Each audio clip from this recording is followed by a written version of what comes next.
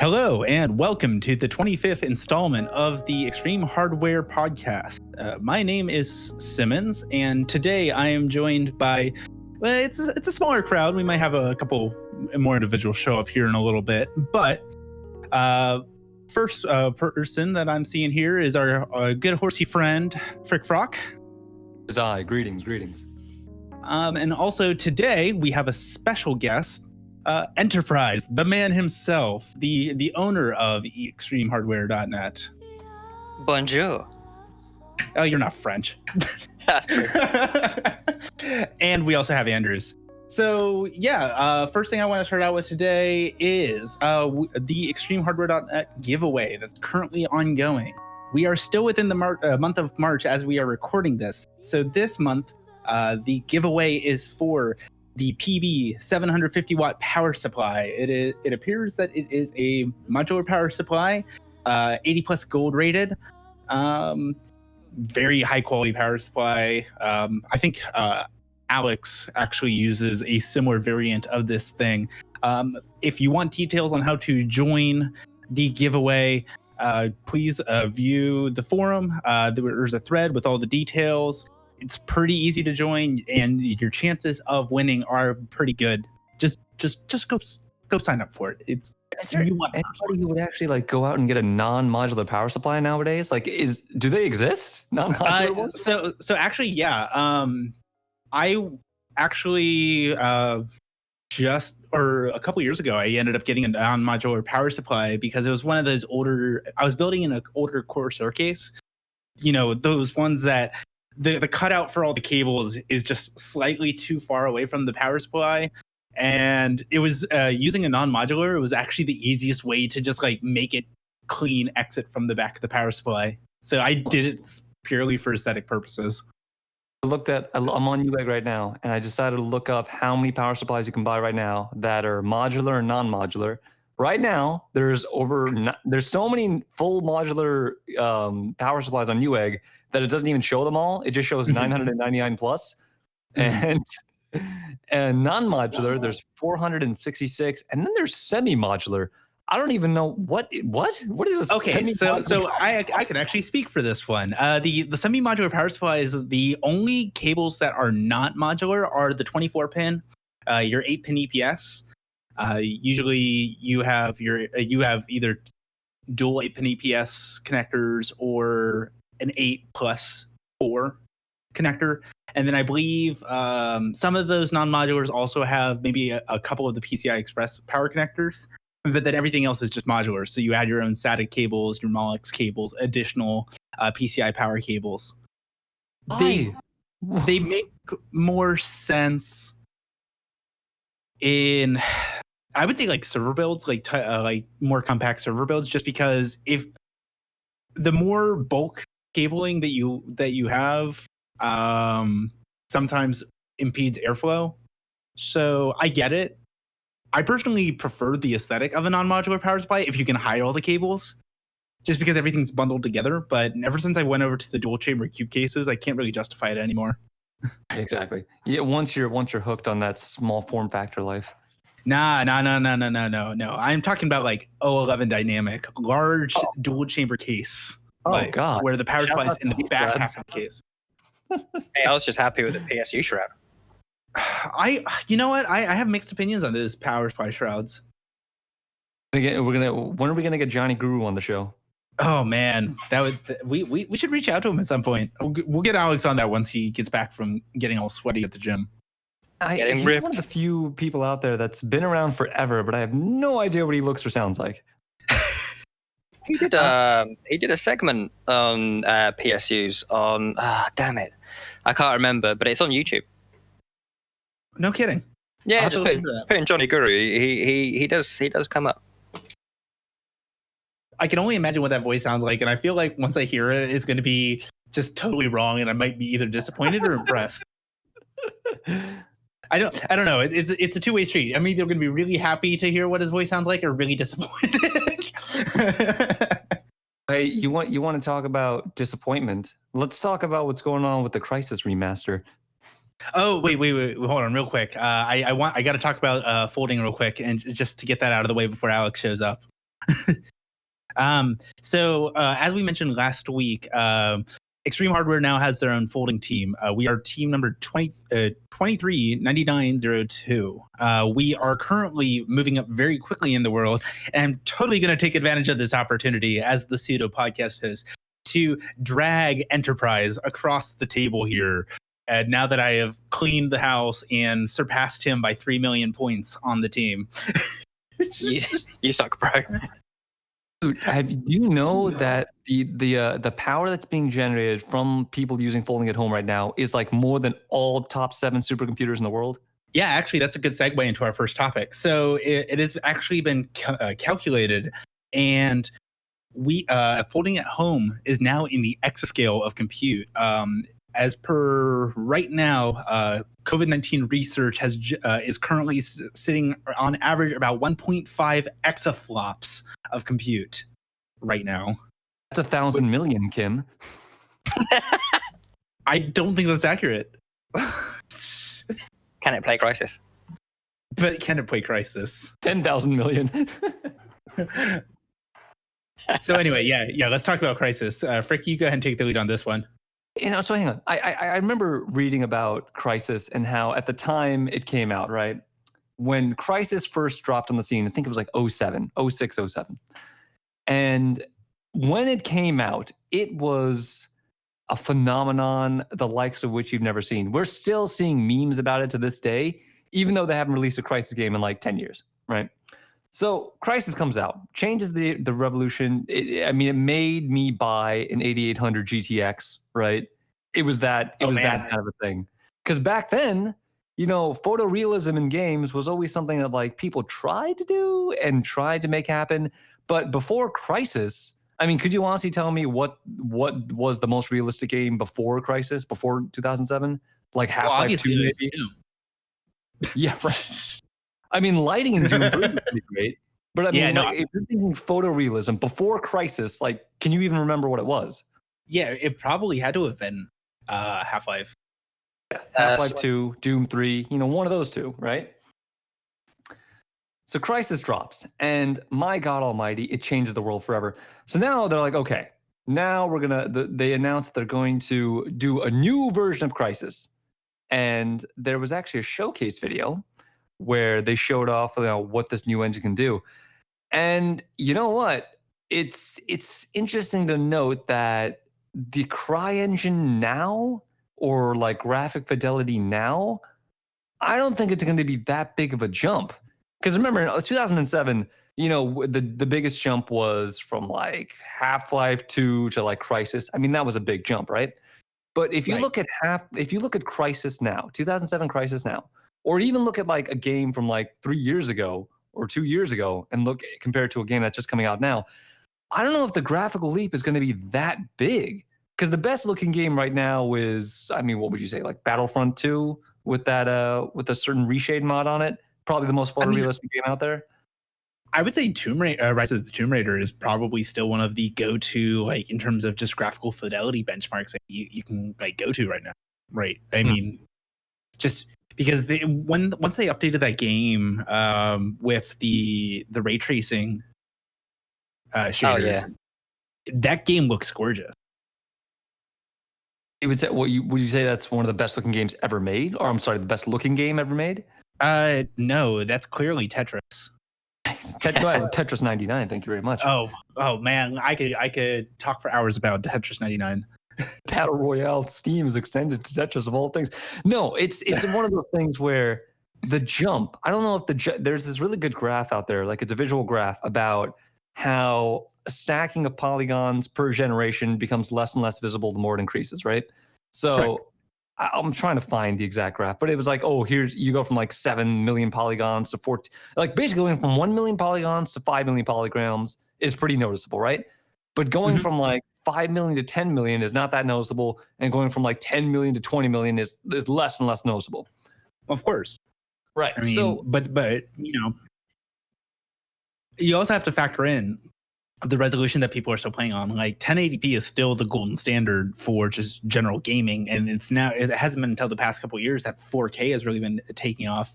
Don't even talk about 1440p because nobody talks about 1440p these days. So like, and that's the other thing is like, you start getting into that pixel density war. That if you want to get like the sweet spot, which is 21 to 24 inch 1080p, you're looking at anywhere from 42 to 48 inch 4K, and that doesn't really fit on a desk that well unless you're anyway. So when you go down to like something like a 27 inch or a 32 inch 4K screen, your pixel density is just so great that it doesn't matter. Right. Yeah. What did they say? Like at that resolution, you don't have to use any anti-aliasing at all. Yeah. No, I think that would be 4K 27 inch. Yeah. Exactly. I think what the amazing thing. Oh, by the way, that new monitor that just dropped, that 48 incher. You guys seen that thing? Which resolution is that one? Oh, dude, hang on. Is it the LG 32x9? Is it? Yeah, I think it's like either the LG one that just dropped that they just announced. I'll see if I can find it. But it's like everyone's going crazy over this thing. It's either 32 or 48 inches or something like that. Specs are insane. But no, it basically goes back to the point of what are people actually going to use, right? If we're going to release this remastered version of whatever the game is, ideally, like you said, most people, I think going by the Steam survey, are using 1080p still. So I mean, speaking from my perspective, I'm still using 1080p. Yeah, I just upgraded. I was using 1440 by 900 for the longest time. I loved it. Oh my God! No, Freak, you're not a metric. You're not a good metric here. You're still using a broken copy of Windows 7. I still got my HP 1900W right here. You have no opinion. No, I got the full spectrum. Okay. Oh man. Okay. Anyway, moving on. Don't even get me started on 768p. Oh, dude, the second that your phone starts having a higher resolution than your monitor, it's time to make a change. I mean, if I'm going to be honest, my phone has a higher resolution than my monitor, and it's a Galaxy S8. What's the resolution on the newest iPhone? That's. I feel like that one's closer to 1440p. I have one. Yeah. Whoa! Wait a minute. Still using a weird resolution on it. Frick, did you just say if your phone's got a better resolution than your monitor, you need to change things up? Well, let me just ask you, what phone are you using? Tell me. Frick. I didn't hear what he said. What phone are you using right now? Let's see. I got two of them. I have a phone that lasts me forever. And before you start going crazy on me, before I tell you what it is, I don't want to hear any, it's outdated or it's all this, because you're missing the main factor of it. Let me start by saying it's got a 5,000 milliamp battery, okay? That's the first thing. Is it a Note? Second thing, I can go 3 weeks without charging it, okay? No exaggeration. That's it. But it's called the Blue Studio Energy. Oh boy. What is that? Hold on. Blue Studio. You don't even know. It's so underground. It's so underground that the normies don't know about it. What, the Blue Studio Energy, is that what you're calling it? Yeah, it's Studio Energy, Studio Power X2, something like that. But yeah, Studio Energy. How old is this thing? Well, I'll put it to you like this. It goes 3 weeks without charge, so it doesn't matter how old it is. So what's your other phone then? Cut off the throwaway one. Yeah, but what's your burner phone? Oh, the burner phone. Now the burner phone, I splurged a little bit. I went a little hard. I got myself Samsung Behold. Oh, okay. That phone. First of all, it's you can get them for dirt cheap. Yeah, I got a box of them for like $100. I can swap them out whatever I want. It's great. Oh, Fred. It looks like the OS on that is probably newer than Windows 7. So by your logic, you need to upgrade. TouchWiz. It uses a TouchWiz interface. I've got a question for you. Is this phone older than 6 years old? It is. The Blue Studio? I think it came out 2005. Oh my gosh. Might be older. I don't know. It was one of the first. because it says unlock dual SIM phone, Android 4.4 KitKat upgradable to Android 4.0 Lollipop, 8 gigs of internal storage, 1 gig of RAM. Oh no, you're looking at the boosted version. No, that's the premium model. Oh jeez. Oh no, you got to look at the Behold.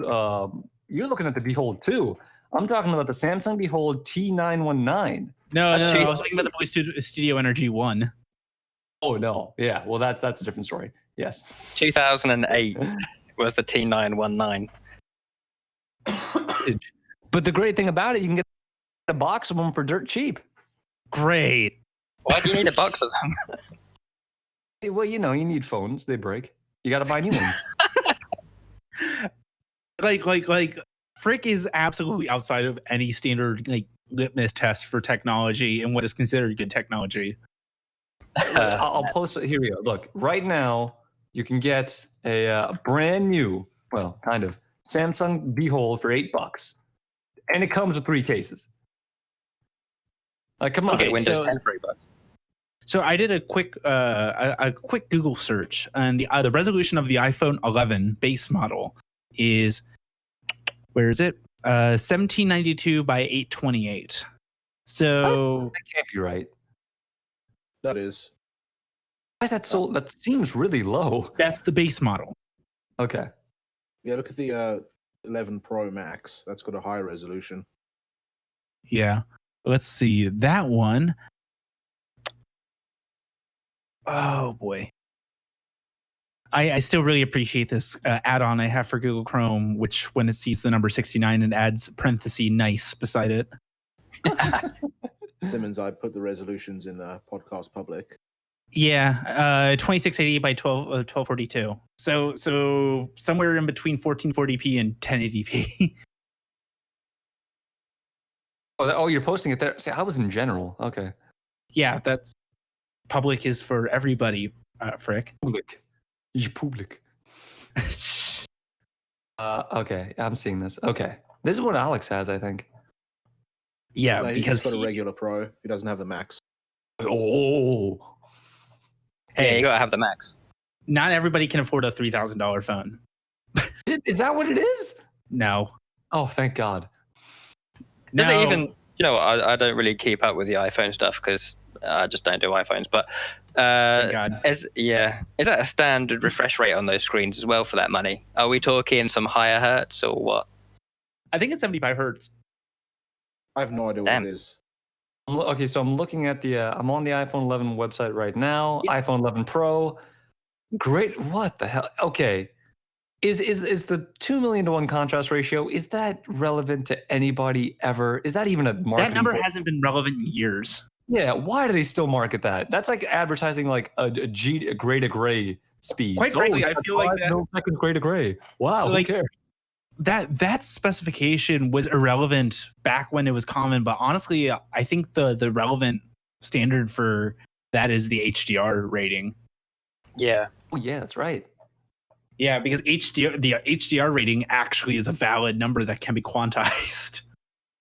Well, well, what counts the more? I think people care more about like pixels per inch than anything else, because that they can actually understand. I guess. I mean, but like, keep in mind, it's only like a 6-inch screen. So when you go up to a resolution this ridiculous, when it's that small, it doesn't matter. Yeah, no, that's true. I understand the whole point.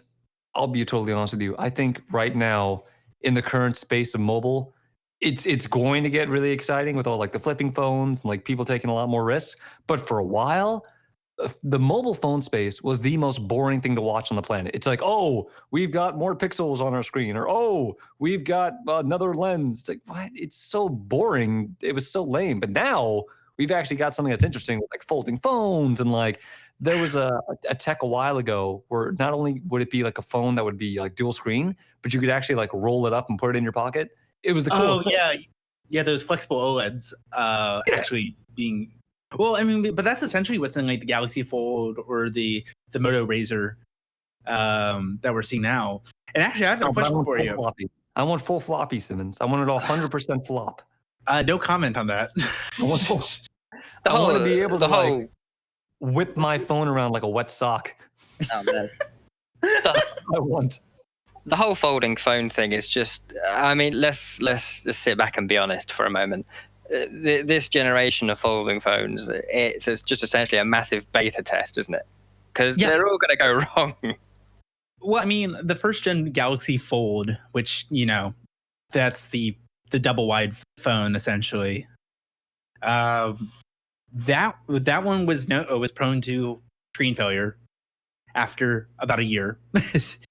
And I think the thing that pisses me off the most about these folding phones, especially like the Galaxy Fold, for example, like one of the justifications that these manufacturers were giving for ditching like the headphone jack was we're running out of space and we're trying to do this and that and we're trying to maintain this waterproofness rating and XYZ. Yeah, the Galaxy Fold does not have that same IP68 waterproof rating. It's got a much bigger battery, sure, but there's still no headphone jack in the damn thing, and it pisses me off because I actually use my headphone jack. You haven't switched over to the glorious Bluetooth master race? Okay, so you beta. Here's my thing on that. I use a pair of Sennheiser IE80s. They're wired IEMs. They used to be $300 and you can now get them for like $180. There's now the IE80S. It's exactly the same thing. It's just a slightly different housing. By far the best ever sounding earbuds I've ever listened to in my life. Especially when you swap out the earbuds for the memory foam earbuds. It's absolutely fantastic. Nothing less. The cable's replaceable as well, which is fantastic as well.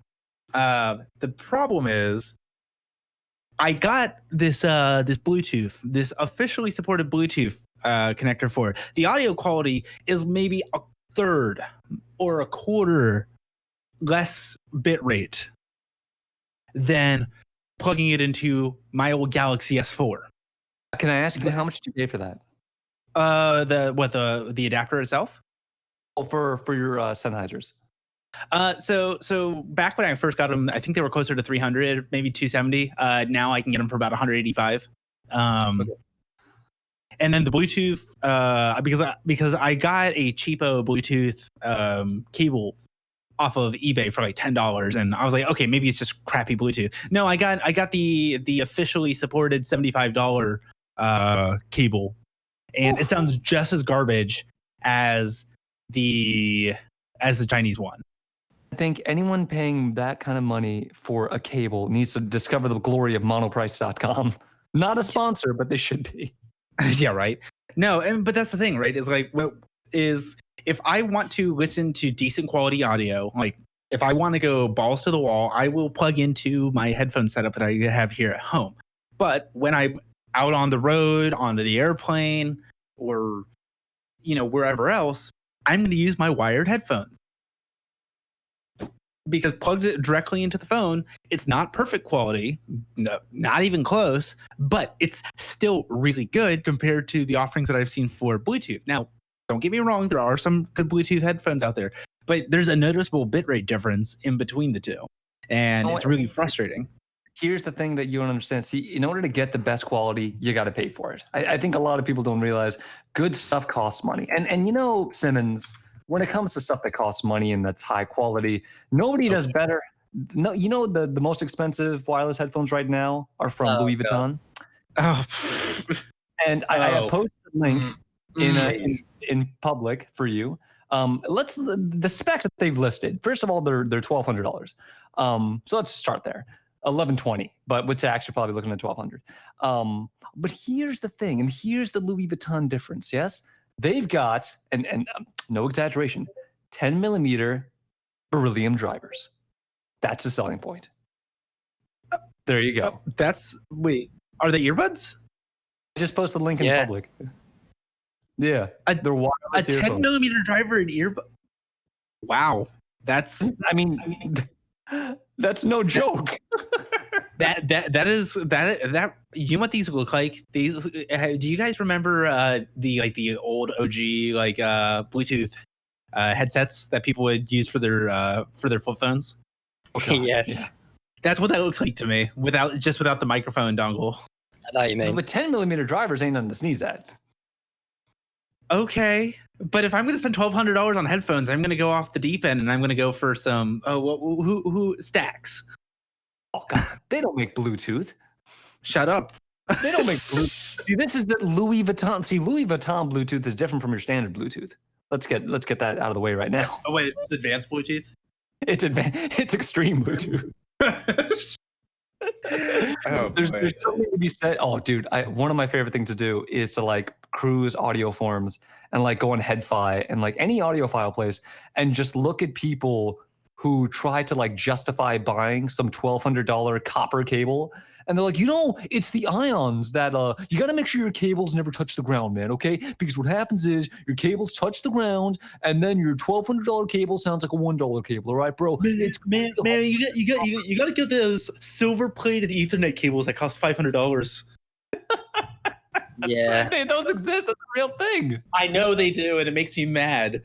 That's a real I know thing. people who fall for that stuff all the time. Dude. Yeah. Well, let me tell you something. The freaking the placebo effect is it will be far superior to any actual technical specification that'll ever exist. You believe that thing's going to sound better, it's going to sound better. No, dude, and that's not even just the cables. You start getting into like the world of like DACs and amps. Oh my God, it gets insane. It gets crazy. Absolutely. We talked about this a little while ago about like shits amps, and even like their marketing, even they're like they've got their standard like $100, $200 amps, right? Like the Magni, the Modi, and stuff. And then they've got their stuff that's like $600, $700, $1,200. And I think one of the lines in their marketing is, if you don't know if you need a $1,200 amp or a $700 amp, you don't need one. Yeah. Essentially Exactly what it comes down to. Yeah, well, if I remember correctly, it's the Yggdrasil DAC is like $2,400, and it's just a DAC. Oh my God! Sky's the limit.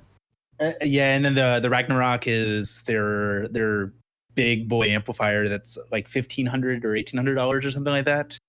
Oof. Oh yeah, yeah, and they don't mess around. They're like, if you don't think you need this, you absolutely do not. It's great. I love their marketing.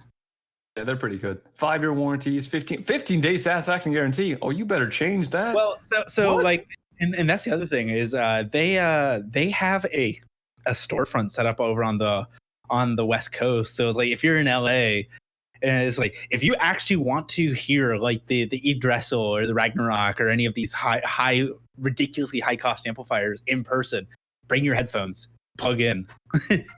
Yeah, that's the cool thing about headphones, man. Like I think headphones are one of the few things where after a certain point there are sort of diminishing returns, but people know.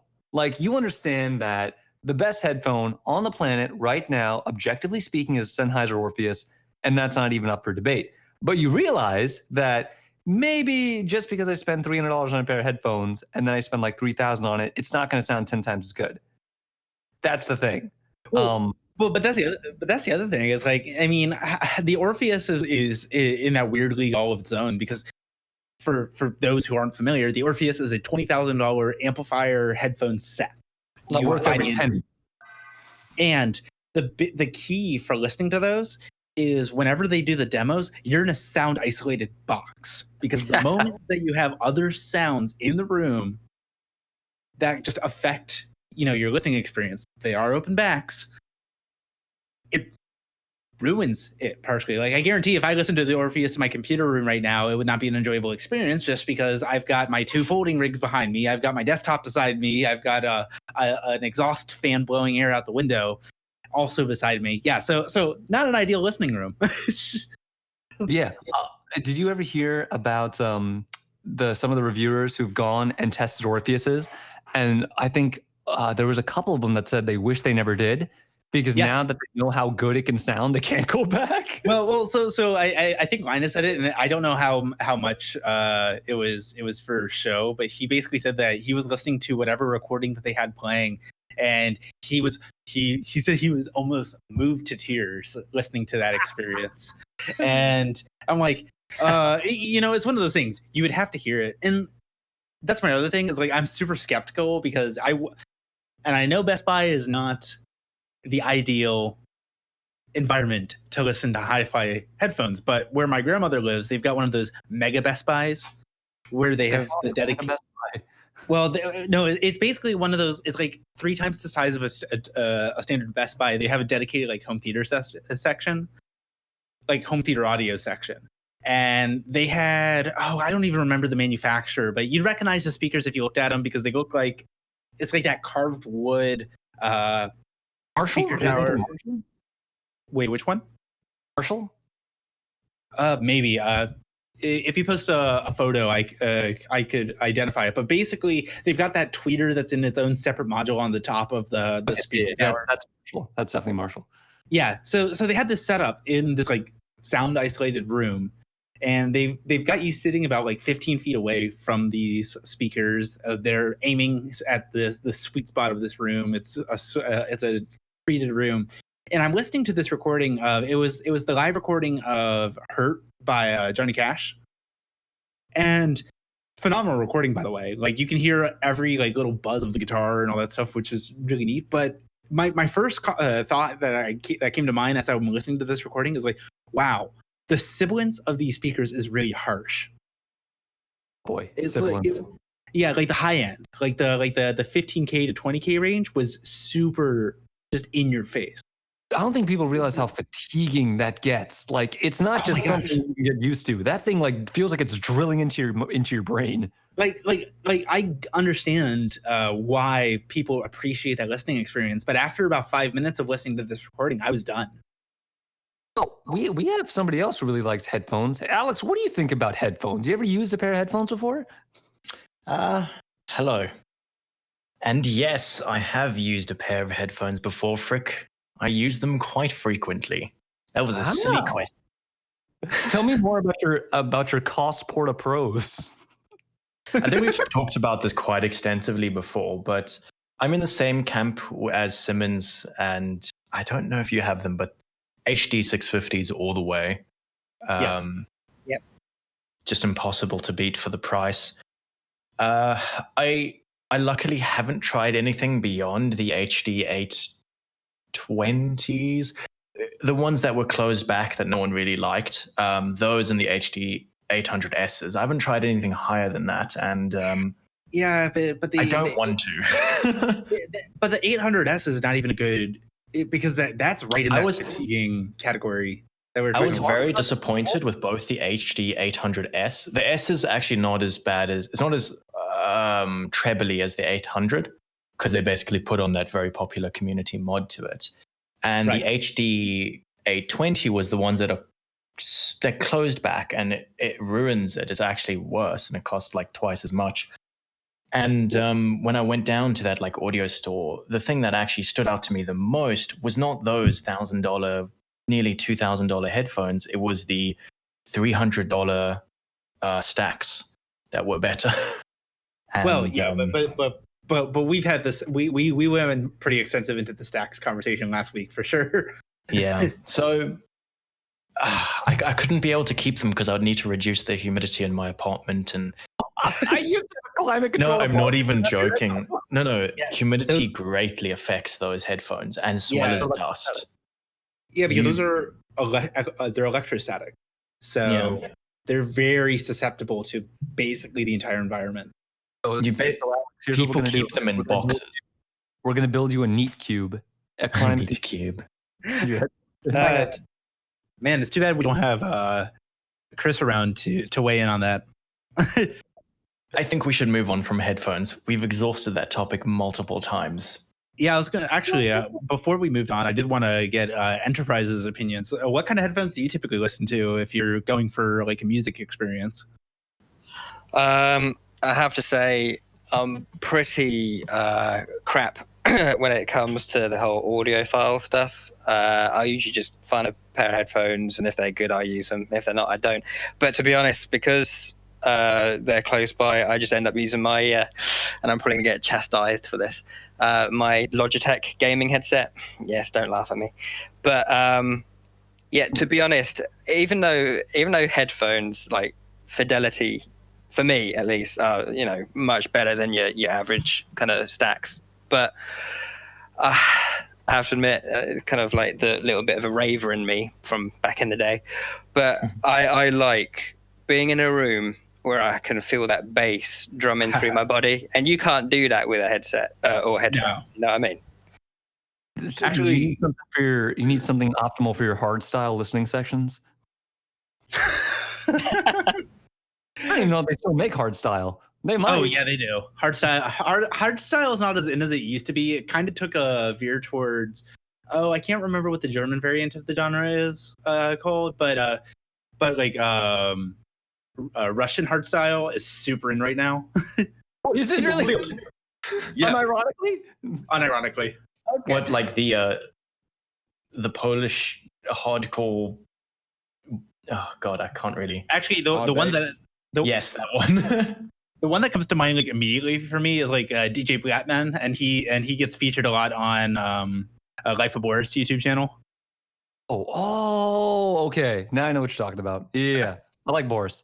There's really nothing worse in this world than like generic EDM music, and I think you know exactly what kind I'm talking about. Like that EDM music that has like some woman singing about it, and the YouTube thumbnail of some scantily clad chick with headphones on, and they all those songs sound exactly the same. That's stuff. Why? Okay, can somebody explain to me why every like EDM song on YouTube has like some half naked chick with headphones as the title or as the picture? It generates clicks because people see that thumbnail and they're like, Oh, well, Someone's just make that sound again.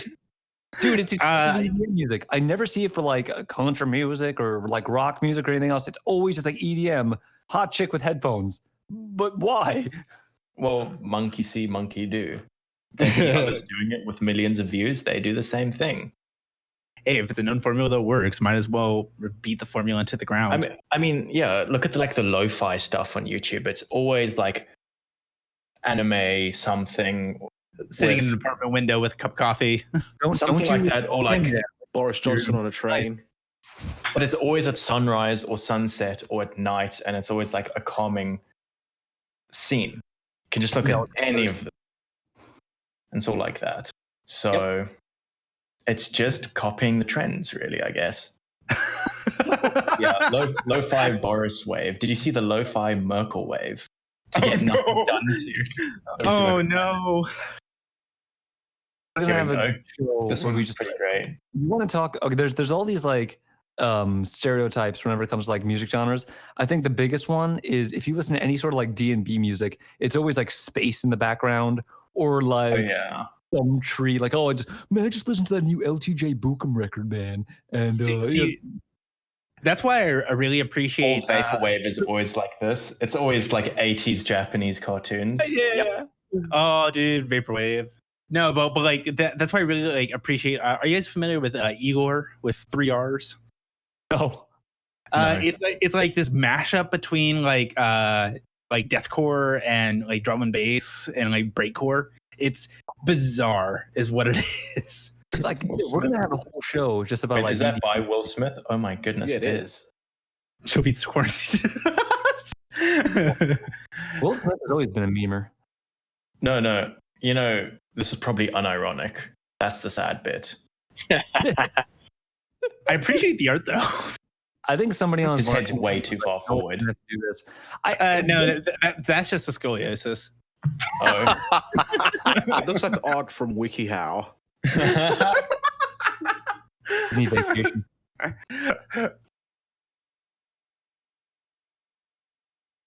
Right. Well, this has gone off a bit of a weird tangent. It's like a D&B podcast now. Is what's going to turn into. I'm down. Please no. Anyway, bring it back to something relevant. I have VR. Andrew has VR. Simmons should get VR, you lazy person. Soon. So this is probably more relevant for you. VR is very interesting. There's a lot of big players in VR doing some very interesting things, but they seem to do it in waves, oddly enough. And the next wave is HP is apparently collaborating with Valve and Microsoft to build a quote-unquote next-generation VR headset. And that's kind of interesting, considering that the Steam Index just came out, and I believe HP already have something, and obviously Microsoft have their alternate reality. Can't remember the name exactly, but they've got like HoloLens. That's the one. And yeah, it's just very interesting that HP is now working with Valve and Microsoft to generate generator to create something called the Reverb G2, which they say is going to be the new standard in VR, offering a more immersive and comfortable experience. Buzzwords.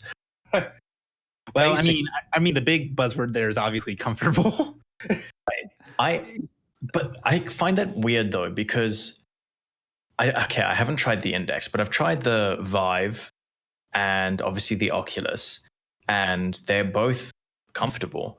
People criticize the Oculus for being heavy. I mean, maybe it's because I wear heavier headphones all the time, but I think it might also be like the gaming experience that they're going for as well, because so to provide some background, what do you primarily use your VR for? All the time, it's sim racing. I have used VR chat before, but even then it doesn't get in the way when you're standing up. I've played Superhot before. The only thing that got in the way with Superhot was me punching my monitor by mistake. No idea. It's like that video. Okay, I feel like the people who primarily criticize the weight and the bulkiness of some of these headsets are people who are doing stuff like Beat Saber, where you are actively moving around all the time. And yeah, but from my experience the Oculus is like 200 grams. Plus, there's a lot of stuff that Oculus is working on where that's not even a factor. They have wireless ability now. They can have there was one headset where it's super lightweight, but you have to wear a backpack to store all the internals and stuff. Not gonna lie, I actually really like that. Yeah. Oh, sorry, it is 560 grams. But there's a lot of transport 470 towards being wireless now. I think you can have wireless transmission. If Oculus was able to do it, and I don't know if they ever put that into the final product. I know they have it. Well, I feel like the Vive Pro has it, and it uses the 60 gigahertz band. It's not very long range. Yeah, and that's the issue. Is you have to be within 5 feet, 10 feet direct line of sight of the receiver for adequate transmission. Yeah, sorry to interrupt, but I'd say for the things that I use it for, and I guess this is why I haven't encountered the issue of the cable at all. Sim racing, you don't move at all. Well, you don't move much, to be honest, and it doesn't bother me. Beat Saber, I could see it being an issue, but for now, I'd rather have a cable than deal with, turning around and not being direct line of sight or something, unless they have this goofy looking radar on top of the thing with, a 360 disc or something. Well, I mean, that's essentially what the Vive Pro's wireless solution is. It's that weird, it kind of looks like it look like a Teletubby. Yeah, yeah. God. No, it looks like the tailpiece on an airplane that just sticks out the top. Oh, like one of those radar planes. Yeah, but it's not a disc. It's like a very like an 80-degree fork almost. Oh, it's like a Teletubby. Yeah. When you see things like, oh, we're gonna do more immersion, or we're gonna do this and that, the thing that no one is really mentioning is the actual sensation, right? So what they started doing now, and this came out a little while ago, I don't know if it came out yet, there's this thing called a Feel Real mask. So I put a picture into chat there. It's called a Feel Real mask. And what this thing does is it simulates all kinds of different things. It looks ridiculous. Oh my God. That looks like something straight out of Star Wars. Right. It looks ridiculous, but essentially what this thing does, it's a multi-sensory mask. So it simulates heat, it simulates smell, it simulates mist, it simulates all kinds of stuff. I don't like the idea of smell simulation. Oh, you will. That looks like something out of BDSM, I swear to God. Okay, well, I guess we're going there. Yeah, trust me, I got a couple I got some games. No. If you want to talk about immersion, you have to talk about what it's like to actually be in the space. And this is sort of a really unique attachment to that where, I can actually feel the heat from wherever it's around, or I can feel the smell of the environment. Smell is a surprisingly strong sense. It's the strongest sense you have. And being able to replicate that in a space is a pretty big deal. So we're going back to the 90s then. Well, do you remember the 90s failed smell sense project that people dumped millions into? It's not failed. They brought it back. Well, no, that it failed in the 90s. Oh yeah, no, but smell-o-vision is very much a current thing now. Smell-o-vision. That just looks Please so no. clunky, man. That just looks Yeah, too it looks unwieldy. it looks very just front heavy. Well, Yeah. you know, you gotta pay to pay. Oh, the only thing that sucks about it is that The this only thing thing. cartridges. So you have to it has flavor cartridges you have to stick into it to stimulate different things. This is like a vape pen for VR. Yes. Yeah. You know what? Screw it. I'm sold. Oh my goodness. You make If it. you guys don't know, Simmons is about, I don't know, one move away from owning a Subaru. He's getting a Civic Type R. That's pretty close. It's close enough, yeah. It's close enough. He's getting it with bronze T37, so I mean, he might as well. When are you installing the portable vape inside your Civic? Well, see, I was looking into that, and the problem is that they all look like those blow and go machines. So, Please don't tell me you were actually looking into that. no, it's a joke because vapes are already portable, jackass. What about Please fixing don't it to your do it. car? Someone did that with a Subaru. Oh, that's exactly what I meant. You just At least, install it.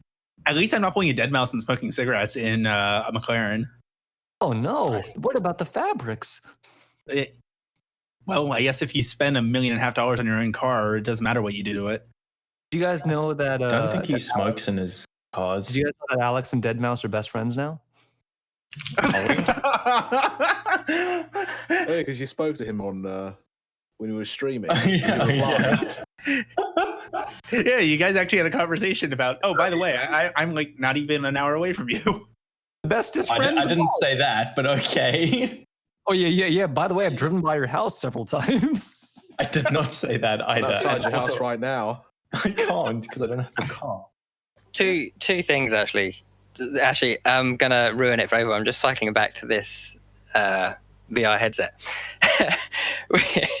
Frick, when you was on about changing cartridges, that just makes me think A, that this thing is like a Glade air freshener, and B, kind of going back to the article, what the hell does HP actually bring to the game? I understand Microsoft and Valve, but HP, what? Hardware anything, just- manufacturing. Yeah, I was gonna say manufacturing and then just funding. The panels, Right. baby. They got the panels. Because they made a Reverb, which is like 2160 by 2160, 90 hertz per eye VR headset that a lot of people were very interested in until they said no PDD adjustment per eye for you. I've got folding on the brain. So yeah, you cannot adjust the pupillary distance, which is, I mean, if you're Simmons, that's just a complete no purchase there because he's basically a frog. I mean, you're not wrong. Yeah, The no, but brain- it's such a stupid idea because even people with normal eyes, like myself or Andrews, will have slightly different PDDs, and that's because we're human. Like, it just seems like such a crazy oversight. But it was joke is apparently it was just like a limitation of the way they implemented the high resolution screens and cost. So I think what Valve is going to bring is just going to be the software and integration. They're going to use they're going to use like all of like the Steam VR stuff, probably built off of like Microsoft's. I don't know, to be honest. Not new. So I'm looking at what Pimax is offering for their VR headset. Have you guys seen the specs on this Pimax headset? It is I insane. don't trust it though. Yeah, because like we don't have a reference point for their technology, so 8K. Dude, dual 4K, 110 hertz, 200 degrees for FOV. Yeah, but oh, God. no, but I don't trust it in terms of like what's the ghosting like? You know, what's the input latency like? Hang Well, on. according to them, very good. Yeah, but that's why I Right. don't trust it. yeah, great, thanks. Very You know, good. What are Is the that- colors like? Because that's actually kind of an interesting difference between my Rift, which is quite old, but it's still OLED, and Andrews's Index. His Index is better in every single regard, except for colors and contrast, just because of that OLED panel. And it's interesting for like night racing or races at night because I can see better than him. Simmons, I had to provide context for both E and Frick Frock. yeah, he's just posting a selfie to the chat, and it doesn't look human. Basically, if you've ever seen like Okay, so Blue's performance, like what's the Eiffel of I'm Blue WD, it looks like that, but stretched wide. For context, this was taken using my buddy's S10 Galaxy S10's fisheye camera. Gave you an eggplant for a head. I am egg-headed, yes. Boy. What? Oh yeah. Wait, you guys can't just go wall-eyed on command? No. I did manage to find one of the. Oh, you. Here's the other picture you posted.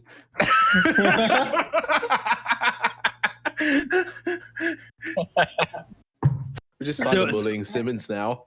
No. I feel like this is a perfect opportunity to segue. I did actually, since we've got Enterprise here, I did want to chat with him a little bit, just in regards to who is Enterprise, why do you start at Extreme Hardware, and stuff along those lines. Yeah, just tell us a little bit about yourself, man. Oh, crumbs. Okay, so I guess a little bit about myself would be, so as you guys know, started out kind of with communities and those types of sites, probably back when I was 14. I think 14 was probably when I joined OCN, and that is something I've been kind of doing ever since, as you guys well know. But so the recent direction I've gone in with EHW is one of, I think it's two things. You get to a point where you think to yourself, do you know what?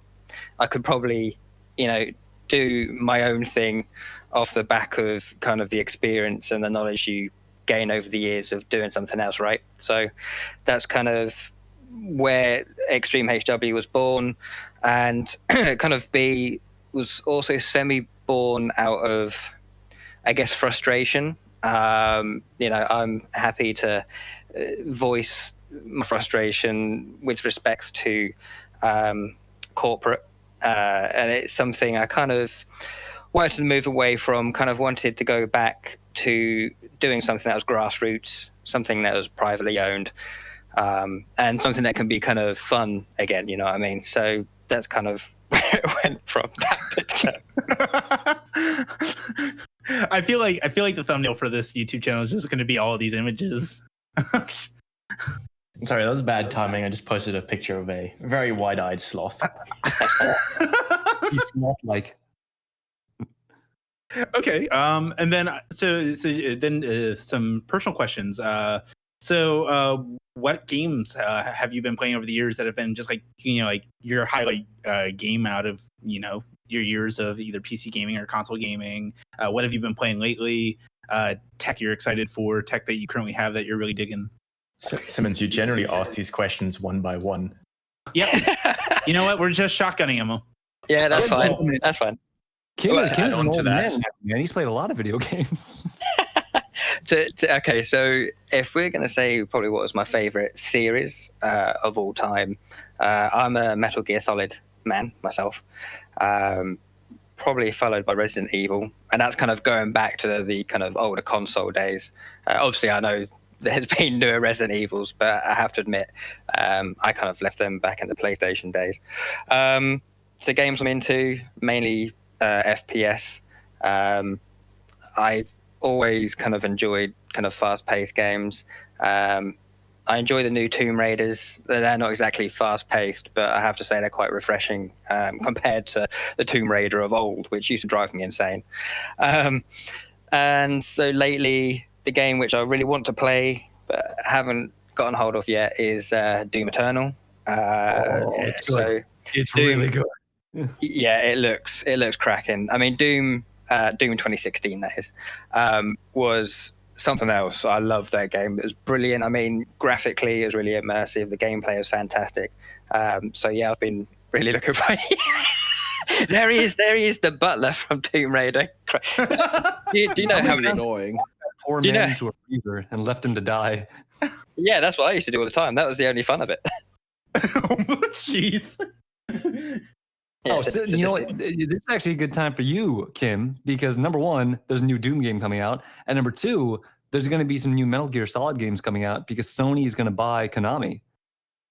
Yeah, so I heard about Sony's possible acquisition of Konami. I mean, I don't know how far that's gone down the chain, and I'm sure they're going to bring Metal Gear Solid back in one form or another. But for me personally, the series ended with Metal Gear 4. Well, I say that Metal Gear 5 because that still kind of harked back to the original storyline with Big Boss, right? But I feel if they start kind of doing all these spin-offs, it's not really something I'm particularly interested in. But we'll see. It almost sounds like you're concerned about a Halo 4 kind of situation. Please, let's not talk about Halo. It's just going to make me sad. Yeah.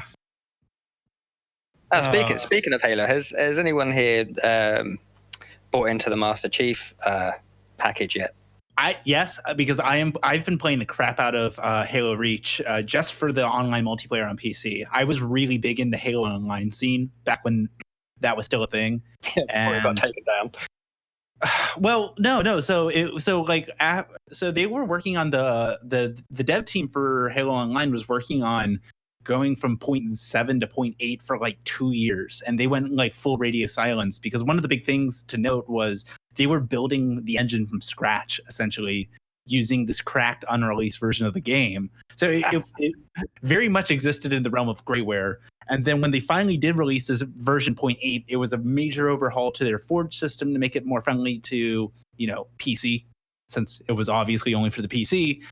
They redid the game launcher engine. Let's see, what else did they do? They finally implemented dual wielding. That was the big one because for the longest time that was just not available from this built from a fresh version. And then they were ceased and desist about 2 days after it went public. But by that's that the sign of being a good modder. If you're a good modder who gets a lot of attention or any sort of relevance, either you get cease and desisted or you get hired by the company. Well, but that was the thing, right? Is when this happened, the hype along this release was enormous. The internet basically blew up in regards to that. And then they got cease and desist, but so many people already had it that while people were still distributing the files through external means, mostly torrenting, and you get the idea. And then when the Master Chief Collection for PC announcement happened maybe like 2 or 3 months later, there was a big post on the Halo Online subreddit that basically said, this is what Halo Online died for. This is what we wanted all along. So if we want to talk about one of the greatest demos of all time, we got to talk about the Halo Custom Edition or Halo Combat Evolved demo for the PC when that first launched. Dude, I have never gotten more fun or more enjoyment out of a game demo than from the Halo Combat Evolved demo on PC. They basically gave you the full multiplayer suite, essentially, and they let you play it forever. It was like you got to play Blood Gulch, you got to play a bunch of modes, you got to play with all the weapons, and it was unlimited. That was when GameSpy, for those who remember it, was a thing. Oh, God. And rip in peace. Rip in peace. But dude, it has long been known, and even I, to this day, consider it the greatest PC game demo of all time. Definitely. Do you know what? The hours I spent on Halo Combat Evolved, I didn't even play with a group of friends. I had one friend, not just overall, by the way, before anyone starts picking up on that shit. I used to play with this one guy, and the hours of fun and hilarity we would have, we would just be killing ourselves over the headsets. It was just so much fun, and I haven't really come across another multiplayer game, in all honesty, that's given me that much enjoyment. Yeah, it's a bit of fun, but not to the point where I've got like tears rolling down my face just because the sheer fun of it. 03 times, baby. 03. GameSpy, rest in peace. Yeah, like I was super late to the gaming world, but I do remember coming or going over to friends' houses because the only console that, or like TV console that we owned growing up was a PlayStation 2. And then it was eventually a PlayStation 3. We had all the Nintendo handhelds going back to the Game Boy Color, but I just distinctly remember going over to friends' houses and playing Halo 2 and Halo 3 for hours upon end into like way well into like 5 a.m. Oh yeah. It just, the insanity, the stupidness was fun. It was just fun. Yeah, a lot of games lack that these days. You know, you can have all these fantastic multiplayer systems, you can have fantastic graphics, but you know, if it's not fun, then what's the point? And that was one of my big draws to Halo Online, because when I was playing that, I was only because they only had online available for it, obviously. And we, the group of guys that I was playing with, it was just we would spin up these servers and we would do these custom game modes.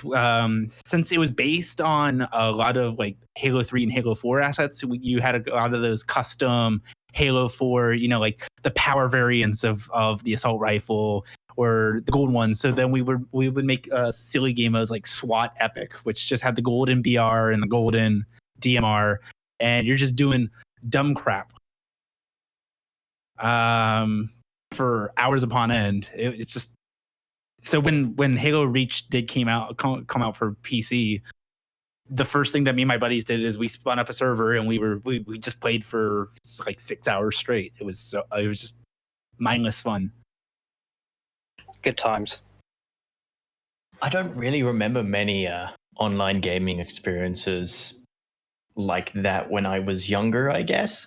I mainly just played an absolute crap ton of Gran Turismo. Yeah, buddy.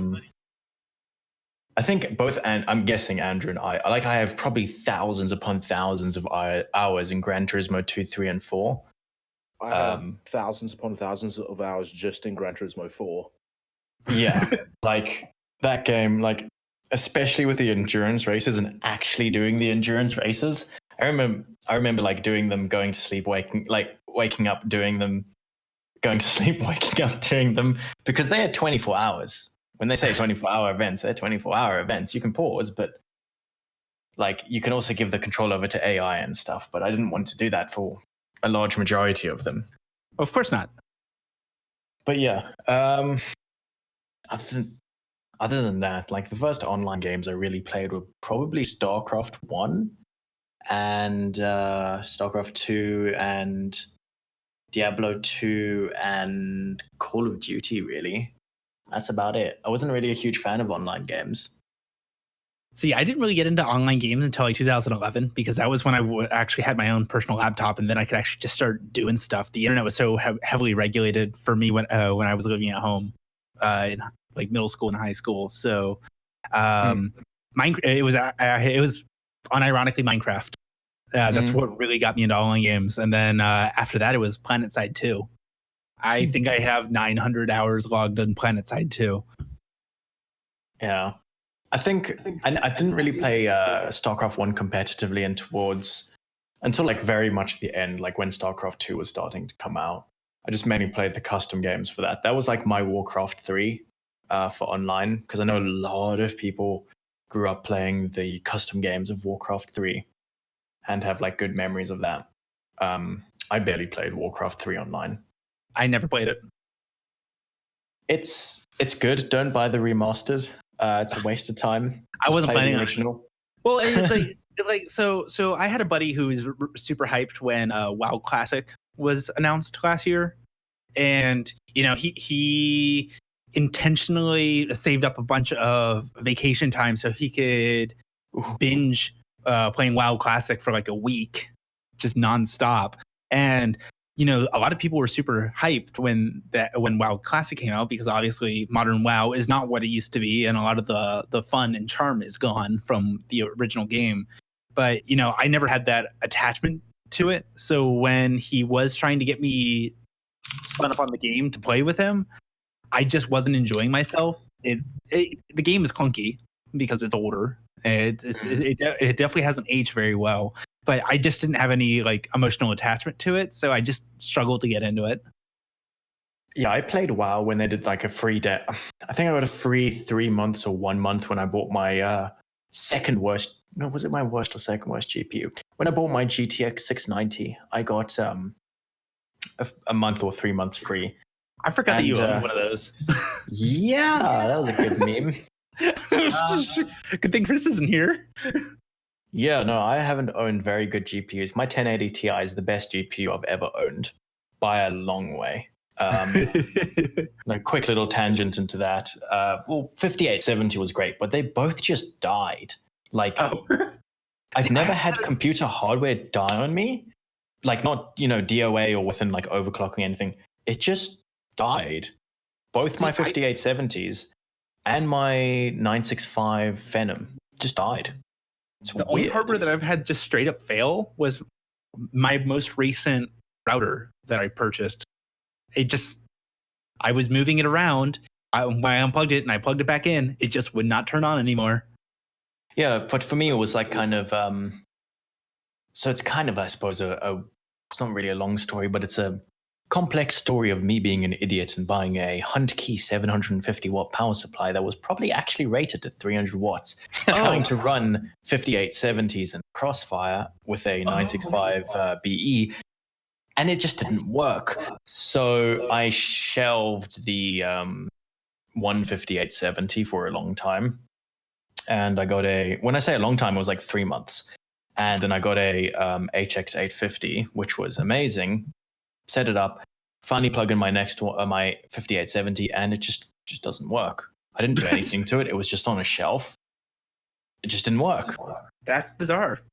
And it's like, okay, maybe Crossfire doesn't work. Try all the things, all the different PCI lanes, try it in a friend's computer. Not just dead.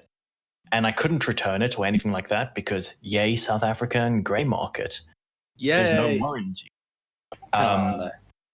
And yeah, with my 965 was like, I tried overclocking it. I could get it to 4.2. I saw like no performance difference. So I actually undervolted it at stock frequencies and it died. And that was very frustrating because I was like, I undervolted the thing. Why is it dying? No logic. Yeah, that died. Then I finally changed to a 2500K and I was like, oh my God, I can play StarCraft above 50 FPS. This is amazing. I went from like 50 to like 150. It was amazing. StarCraft was very CPU intensive though. Oh yeah. And and then I bought a 690 and the memes continued. And then I bought a 295, then a 7990, and that lasted about a week before I sold it because it had the world's worst coil whine. Have you ever been woken up by coil whine? Because I have. Actually, my Fury Nano. My Fury Nano did that. Yeah, okay, well, it's probably around that level. I wouldn't be surprised if they shared components like capacitors and... just the Fury Nano was bizarre just due to how that thing was engineered. The components that were on it were super good, but we're basically shoving 60% of the power into the exact same GPU. Hope for the best. Yeah, then a 7990 was a terrible GPU. Then I bought a 295X2, which I just basically ran as a 290X. Crossfire sucks. And it's not even better. Do you know what? I had a 295X2. I got that card. I remember getting there thinking, geez, this is going to be wicked. And to be fair, it was a powerhouse, when you could use it. But the problem is like, you never got the chance. Like Crysis 2, yes, because that actually used both GPUs. But like every other game, you either got crazy micro stuttering artifacts or it was the same performance as just disabling one of the GPUs. Yeah, I had that with my GTX 780s and SLI. Like I could overclock it really, really, really well for some reason. Like I could reach 1300 core, which for a 295X2, I hadn't seen many higher than that. That's actually pretty good. That is good. Was that with the stock cooler? Yeah, it's a stock cooler because I was too poor. Was the 295 anything else? The one of the ones that had the built-in AIO, or was that just the? Built-in Yeah. AIO with dual pumps and one very thick, I think 120mm radiator. Yeah, it that was thing was worth basically it. the Corsair H. What was it? The H65i, that just ridiculously thick 120mm AIO. I think it was thicker than that. I'll tell you what. Yeah. I super disappointed myself with that card. So I got it, and being the kind of guy that sometimes, I mean, I've learned over the years now that sometimes just can't leave things alone. You know, I guess it's the performance enthusiast in me. I just kept thinking, I'm sure I can get more out of this card. And there was, I think it was on OCN. There was a point where there was a thread going around, and you could get modded BIOSes, you know, to unlock all these fandangled things. And I had one guy that was doing some BIOS editing for me, and it used all of his previous BIOSes just fine. And I think I asked him, and by the way, this is obviously not his fault, I asked him to change something to do with the fan profiles, because for some reason AMD did something really weird with the fan profiles on that card. It was just, it was turd. But anyway, so he changed it. I flashed my card, and it booted up into Windows fine. Went to play a game. In fact, there was Alien Isolation when I had that card. And I had artifacts all over the screen. And I thought, no, what's happened here? So I thought, okay, it's not a problem. I'll just flash back to another BIOS. No, that single BIOS killed that card permanently. Any BIOS I flashed onto that card, it had the artifacts. It was definitely a hardware problem. So I don't know what that BIOS did to it, but it completely. I'm wondering if you just spiked the GPU. Yeah, probably. That's amazing. Yeah, I was pretty broken by that. But after that, I think I got the 1080 Ti, and then I wasn't so upset. Honestly, talking about these crappy GPUs, or no, not even crappy GPUs, the dual GPU cards. I think the most fascinating dual GPU cards that I ever saw were like the Asus Mars GPUs. You guys remember those? Yeah, the 5870 X2 technically. Yeah. Or the Mars 3, which was dual. What was that? That was probably 7970s. Because the 7990 was 279. No, it was 27970s, but it was underclocked. The Mars 3, it could have been two 290Xs. No, the Mars 3 was dual 680s. Oh, that's horrible. It was basically a 690. Yeah, but Kepler was horrible. That was horrible. Yeah. Well, okay, so because the 690 was two 680s in hardware, but in reality it was two 670s more closely. Because I had all the enabled bits of the 680, but it was just clocked so badly. Like it was basically a 670. And I also have to throw out there that I'm super late to the game. The very first GPU I ever purchased was a 660 Ti. So, and then immediately, like 3 months later, I ended up buying a 7970. So, do you know what? I'm sure one of you have already just said the name of the card, but which one, before cards went onto, dual GPU onto one PCB, there was a card that was a PCB virtually stacked onto another PCB. Oh, that was one of the there old. Was the 7950 X2. That's the one. Thank you. Yeah, I just could not think of it. No, what was I thinking of? I think it was like a 200 You're series. thinking of the 295. Yeah, that's the one. So there's this one, which is the 7950 GX2. And then there's the 295. And that was interesting because there was two different versions. Like there was a initial release, which was the VHS tape, which had the sandwiched PCBs. And then there was like the revision, which had the traditional, the now known GPU on one end and then GPU on the other end. Yep. So boasting both of them there. Yeah, that's the one. Yeah, and it was just joined together with basically a built-in SOI bridge. Yeah, it was just good old, very ghetto GPU sandwich. I love the way they made that card, that they actually made a cutout in the PCB for the fan. Yeah, that continued with the 400 series as well. Good old wood screw GPU. I feel like Asus was actually doing similar PCBs with cutouts all the way up and through like the 700 series NVIDIA GPUs. Like I feel like they had there was a white GPU that they had that was a blower style, and I feel like it just had a cutout for the blower fan to pull in air from the bottom of the blower. And I'm blanking on what that was. I can't remember. Are you sure it wasn't Galax? Because they tend to do white GPUs. Oh no, it was a black PCB, but it was a white shroud on the Right. GPU. It wasn't Galax because Galax actually has a little bit of common sense with their GPUs. Yeah. I say a little bit, but then you realize how much money they're just dumping into overbuilding a GPU. It's hilarious, actually. Oh god, yeah. Do you know the one thing that's always annoyed me with multi GPU setups, either whether it be AMD or Nvidia, is I remember when I had my first, was it Crossfire? Yeah, my first Crossfire setup. I thought to myself, "Wow, wicked! Now I've got lots of VRAM." Being naive back then, because I was always under the impression that if you got dual cards, that you essentially doubled up your VRAM, which is, obviously not the case, and that still annoys me to this day. That with a multi GPU setup, yes, you can take advantage of the two GPUs, but it doesn't do a singular memory pool. You can, in some, when mining with my 690, you could take advantage of them, but that's kind of because it treated the GPUs very separately. With the new NVLink and in also computer applications, compute can just be like video rendering. It can actually use the pool of VRAM as one pool as well, which is really neat. Right. But not for games, no.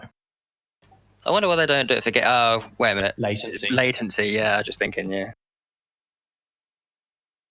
Anyway, I don't know how we got there from VR, but speaking of GPUs, have you guys seen that AMD's Navi 21 and subsequently the Xbox Series X GPU test files have been stolen, or I suppose currently being ransomed from AMD? Yeah. I see. I was reading this and I thought it was a parody article initially. Yeah. I love the subtitle on Windows Central, which just says, "This can't be good." Yeah, so basically, a subset of test files for the Xbox Series X and their upcoming big GPUs, Navi 21, have been stolen, and they are the hacker or hacker group, which I don't know the name of, or I don't think it's named. Thank you. It's not. They're demanding $100 million or they'll leak everything. AMD says the files aren't critical and is working with the authorities. If Frick were here, I think what he would say is they're asking way too much. If they asked like 10 million, I think AMD would just pay it. 100 million is way too much. I'm waiting for nothing to happen. Like this is for about a week and nothing happens, and then they reduce the bounty down to like they 50 can't. pounds. As soon as you reduce the bounty, then they know, okay, they're not gonna do it. We don't care. They'll never pay. You have to stand fast. So 100 million is way too big. But a few weeks ago, we were talking about that one vulnerability that they demanded a ransom initially, and then after a while, they're just like, screw it, we're not going to even honor the bounty. Please just fix this. Yeah. The thing is, though, was it part of the source code that they got along with the files for these GPUs? They haven't said what. They've just said, quote unquote, subset of test files.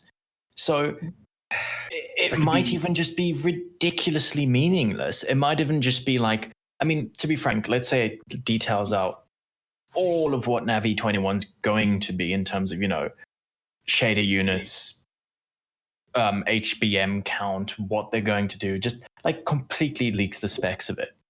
Who cares? Yeah.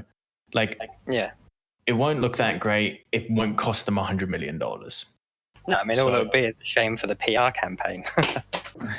No, they could just beat them to it. They could just go, okay, screw you. We're going to release it.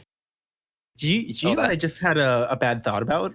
But what also be kind of hilarious is what if it was like driver related information and this led to AMD finally open sourcing the graphics drivers.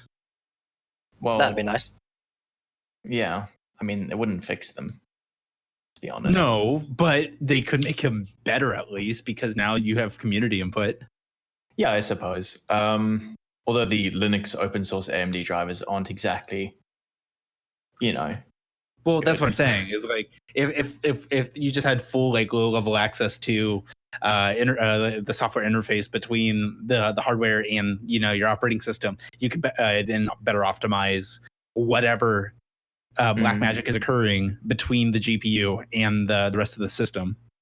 I know this might sound cynical as well, but I totally expect,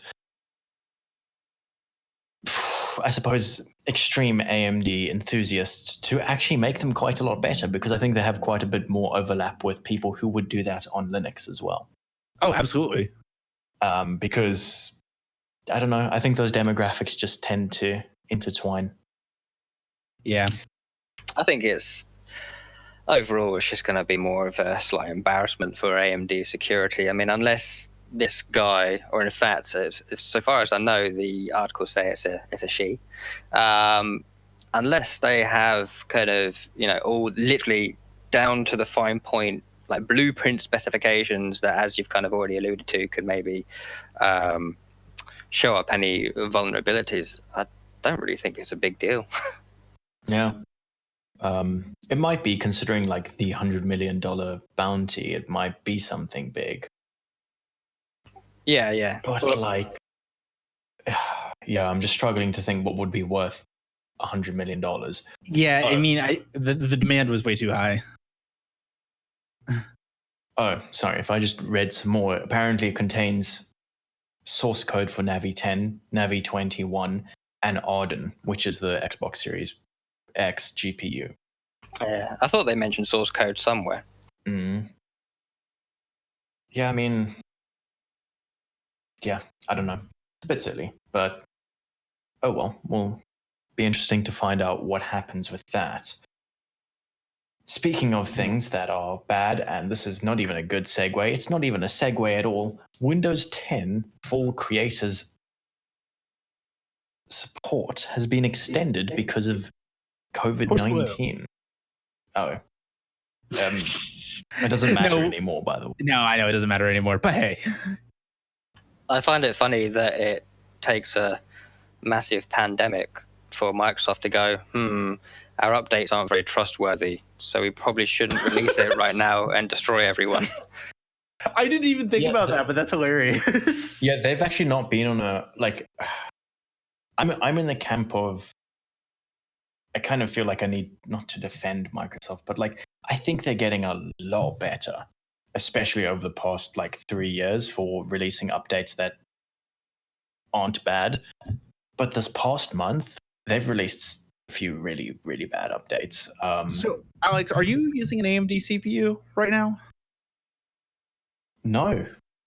I was going to say, because my brother is using a Ryzen 3700X, I believe, and most of these recent Windows 10 updates have either been bricking his install Windows or has just been rendering it unusable to the point where he has to completely reinstall. So I have a slight interesting thing. So I have 3 computers not 4 technically, but one's my work laptop, and they've disabled updates, and I'm still running 10.2.4.0. Yeah. Anyway. Yeah, so it's the same company that's like, oh, security, but we're not going to let you update. We can complain about your job some other time. Okay.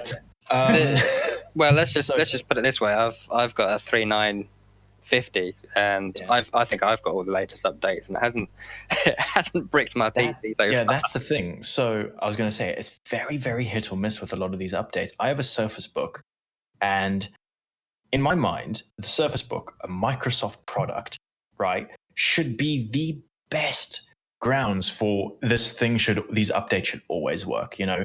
It's their own products. I have had so many issues with Windows on my Surface Book. I have reinstalled Windows like 8 times before I could get it to work. I had to bounce between Enterprise, Pro, and Home. Pro finally worked. And then the latest update just broke the microphones. That just stopped working. Nice. And then the next update fixed them. So I don't want to update again. I was gonna because E brought up that he's on a 3950 now, so you're no longer on the Zenith Extreme motherboard. No. To be honest, no, I was only on the Zenith Extreme with the 1950 Threadripper. I was on the MSI X399 Creation when I had the 2990 WX. No, the only reason why I brought that up because I know in that one bug and complaint thread, you were by far one of the most vocal members of that entire thread in terms of, all right, this is breaking now. Okay, this is breaking now. And then you basically ran Elmore out of his job because he didn't want to deal with us anymore. Yeah, do you know what? That board, from a hardware perspective, was fantastic. Yeah, it couldn't be beaten at the time. But the BIOS support was just something from hell. It's like basically Asus just thought, oh yeah, let's put out this great board, and then kind of looked at the whole Threadripper platform and just went, nah. Yeah, honestly, that was my entire thought on it because I'm still rocking my my favorite 1900X, which it's too bad Chris isn't here. He gets really angry every time I bring that thing up. But I've been using the 399-A, so the entry level variant of the board, which was still a $250 motherboard, mind you, and it's been rock solid. Don't talk about cost of motherboards. Dude, no. We don't even have to talk about what that Zenith even cost. Yeah, well, the most expensive motherboard which I just bought was the X570 Aqua. Oh, you bought that thing? Yeah. Oh man, that's I'm actually inbuilt water block, right? Yeah. It's it's a very nice board, and it's heavy to boot because that block you take off the front of it is something else.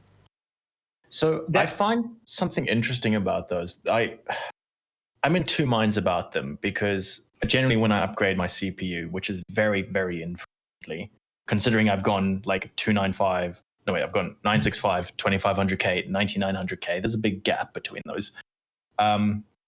Those motherboards never come out on time. I don't know what it is with the full cover water block motherboards. Well, I kind of get it because, get them, then design and then release. But they release like 3 to 6 months after the, products come out. Yeah. And on top of that, motherboards these days, I don't want to poop on your parade, but they don't need water blocks. Like, yeah, right. I completely get it from a look standpoint. It looks amazing.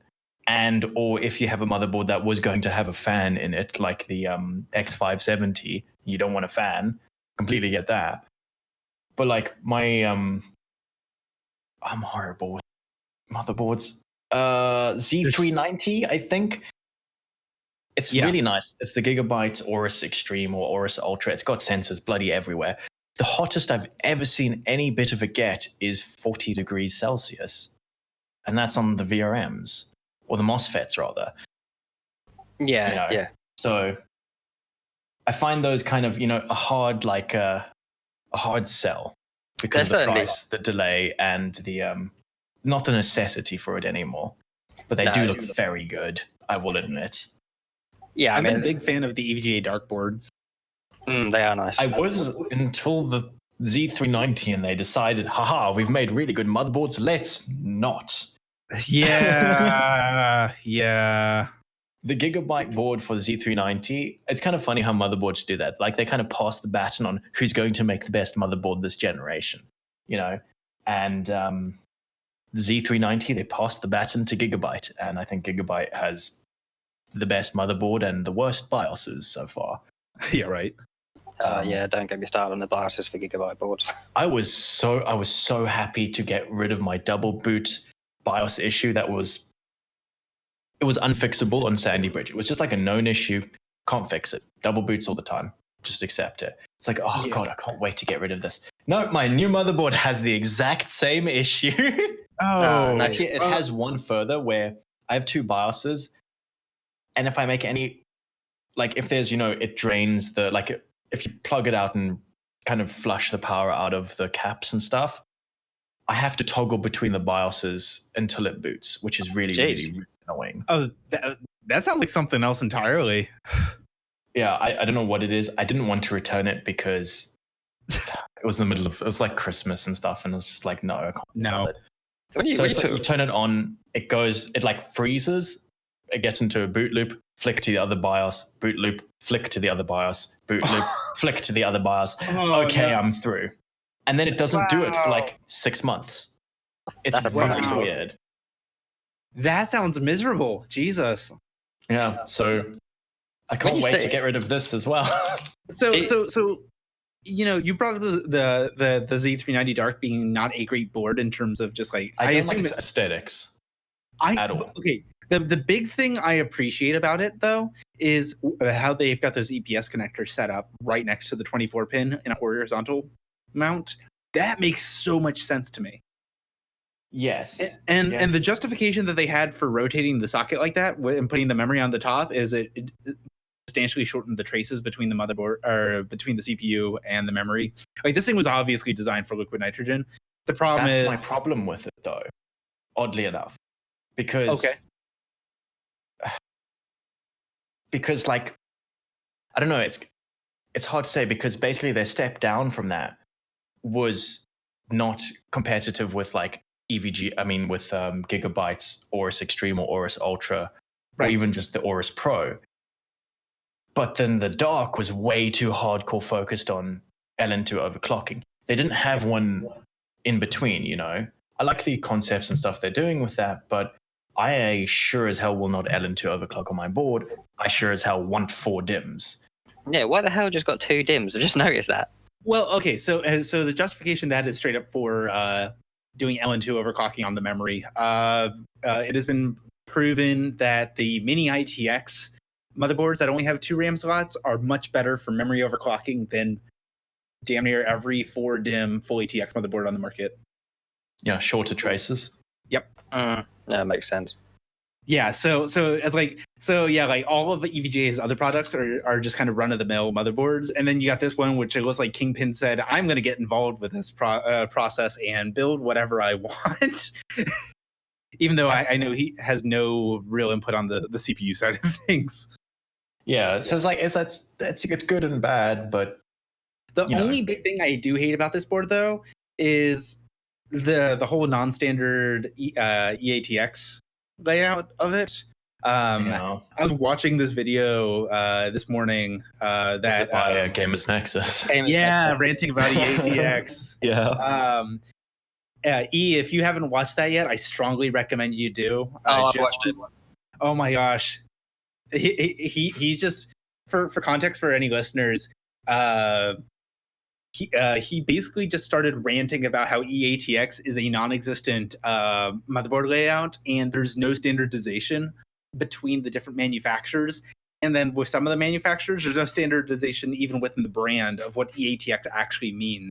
So they're basically screwing over all the case manufacturers because it might fit. I don't know. Like straight up, like the X399 motherboard that I have is classified as an EATX motherboard. And the only reason why it fits is because the cutout where all of the power supply cables are, it's like recessed in towards the back of the case at a 45-degree angle. Yeah, and I think that's why it says a huge movement towards just mid-towers ATX as well. It's the biggest market. It's easiest because it's actually a standard, you can design for. Please bring back micro ATX. Please bring back thick boy EATX cases. You mean SSI cases? No, I just want EATX cases because I need a bigger case. My reservoir is just lying on the floor of my case. It's horrible. Just get an 11 dynamic like I did. No, it's too small. Need something bigger. I was a bit of an idiot and I bought radiators that are very, very, very, very big. I bought a new case and then I instantly got a Dremel to it. Wait, how big is your radiator?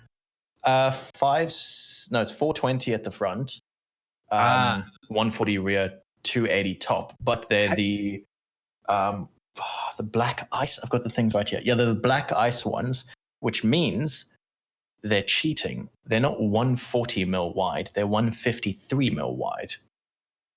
So that's my issue. Have you looked at the 11XL? Because I feel like that one has triple 140 support. Have you looked at my wallet? I don't have money for that.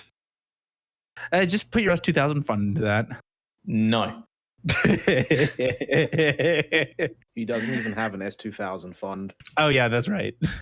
Yeah, I'm big poor. No, and on that note. Yeah, I think we have exhausted. Oh, there's one thing I do want to cover quickly, and it should be quickly. Crysis, or rather EA, has hinted at, EA and Crytek have hinted at remastering. We already talked about it. Why would you start off with a topic at the end, Simmons? That was Frick Frog's fault. That was absolutely Frick Frog's fault. He got into that right after I talked about our Lord and Savior folding. Do you know something that would also be quite helpful is when you go through the topics, if you just delete them as you go, then you wouldn't go over them again. But we forgot this time. Oh, well, that's brilliant then, because now we can wrap it up. Thank you very much, Mr. Big Boss E, for joining us. My pleasure. Thank you, Simmons and Andrew, and our mysterious horseman, which has vanished into the shadows of the night. He had to go and beat up a dead horse. Yes. It's Horse Mafia stuff. You don't want to get involved. Anyway. That's how Mafia works. Thank you everyone for joining, and good night and goodbye.